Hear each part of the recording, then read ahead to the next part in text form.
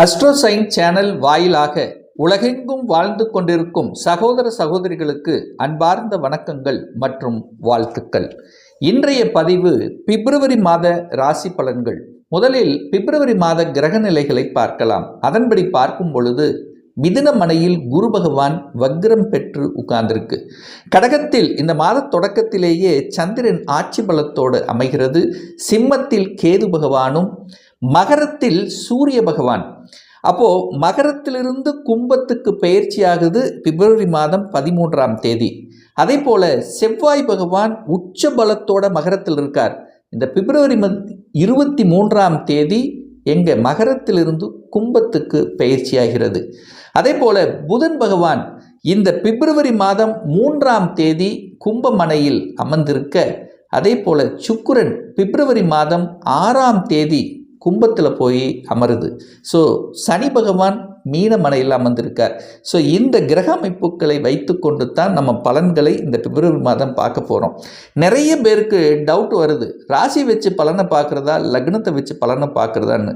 ரெண்டுமே முக்கியம். ஒரு ட்ரெயின் ட்ராவல் பண்ணுவதற்கு எப்படி 2 தண்டவாளங்கள் முக்கியமோ அதே போல் இந்த ராசி லக்னம் ரெண்டுமே இம்பார்ட்டன்ட். உங்கள் சுயஜாதகம் எடுத்துக்குங்க.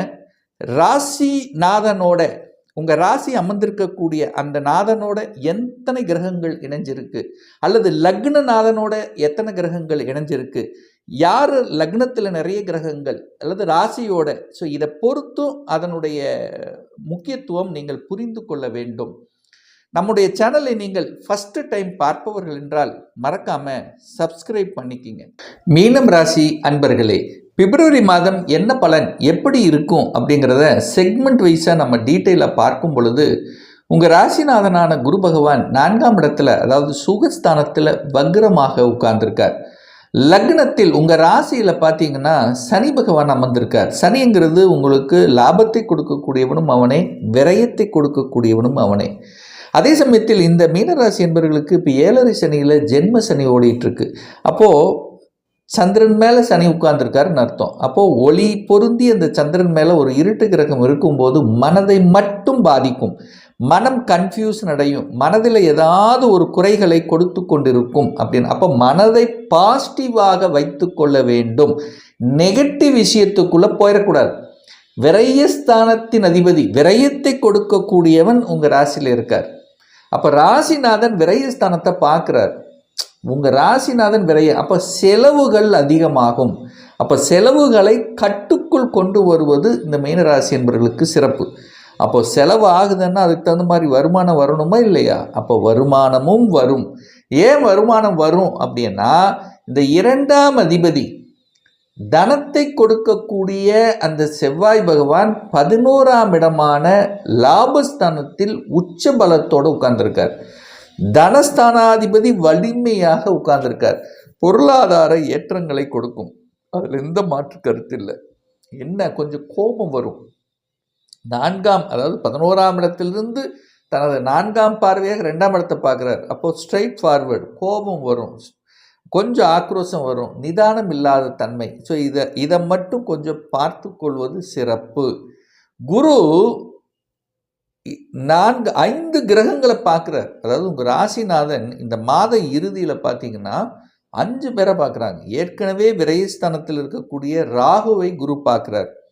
ராகுங்கிறது வெளிநாட்டு கிரகம், அந்நிய மதத்தினர். ஸோ இதை தொடர்புகள், இதை சார்ந்த விஷயத்தில் உங்களுக்கு நட்புணர்வை கண்டிப்பாக கொடுத்தே தீரும் மீன ராசி என்பர்கள்.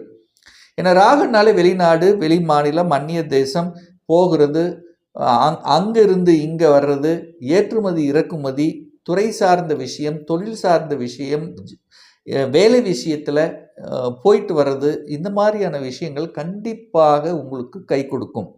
இதில் எந்த மாற்று கருத்து இல்லை. அடுத்து நீங்கள் பார்த்தீங்கன்னா புதனை பார்க்குறீங்க.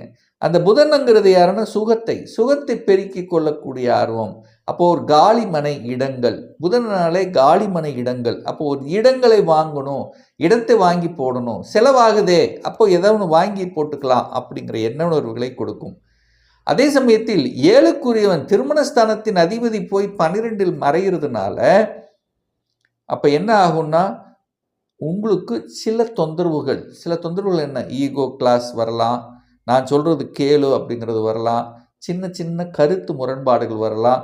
ஸோ இதெல்லாம் வராமல் பார்த்து கொள்வது மீனத்துக்கு சிறப்புன்னு சொல்கிறேன். ஏன்னா 7ஆம் அதிபதி திருமணஸ்தானத்தின் அதிபதி, கணவன் அல்லது மனைவியை குறிக்கக்கூடிய ஒரு கிரகம் புதன். அந்த புதன் போய் விரயஸ்தானத்தில் உட்கார்ந்துருக்கார். அப்போ விரயம் ஆகணும், தொந்தரவு செய்யணும். அங்கே ராகு வேற உட்கார்ந்துருக்கார்.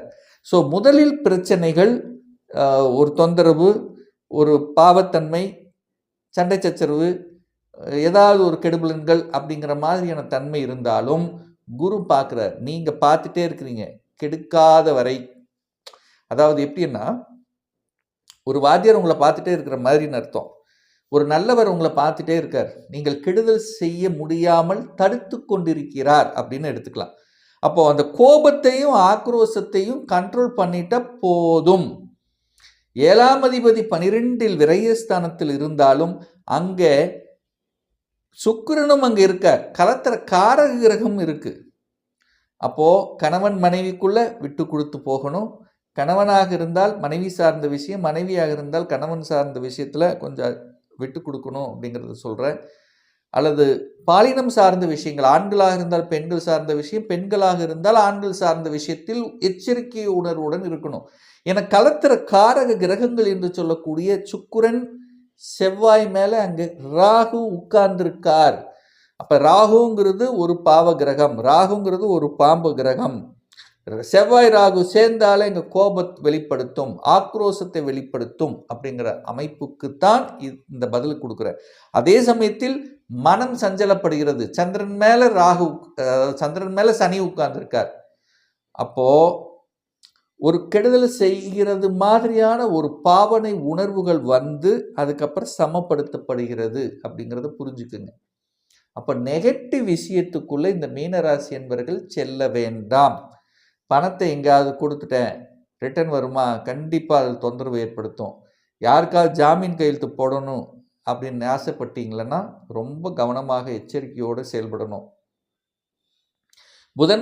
புதனோட ராகு சேர்ந்துருக்கிறதுனால எழுத்து விஷயம், டாக்குமெண்ட் விஷயம், ஷூரிட்டி சம்மந்த விஷயத்தில் எச்சரிக்கை உணர்வுடன் இருக்கணும். இதை ஞாபகத்தில் வச்சுக்கோங்க. அதே சமயத்தில் பார்த்தீங்கன்னா, அந்த சுக்கிரனுங்கிறது 8ஆம் அதிபதி, அட்டமாதிபதி. அப்போ ஹெல்த் விஷயத்திலும் கொஞ்சம் ஜாக்கிரதையாக செயல்படுத்தணும். அப்போ 6ஆம் அதிபதியும் 8ஆம் அதிபதியும் இணைகிறது. 6ங்கிறது கடன், நோய், எதிர்ப்பு, பகை, வம்பு, வழக்கை குறிக்கக்கூடிய இடம். 8ங்கிறது வலி, வேதனை, துக்கம், துயரம், அசிங்கம், அவமானத்தை குறிக்கக்கூடிய இடம். அது ரெண்டும் அங்கே கனெக்டிவிட்டி ஆகுது.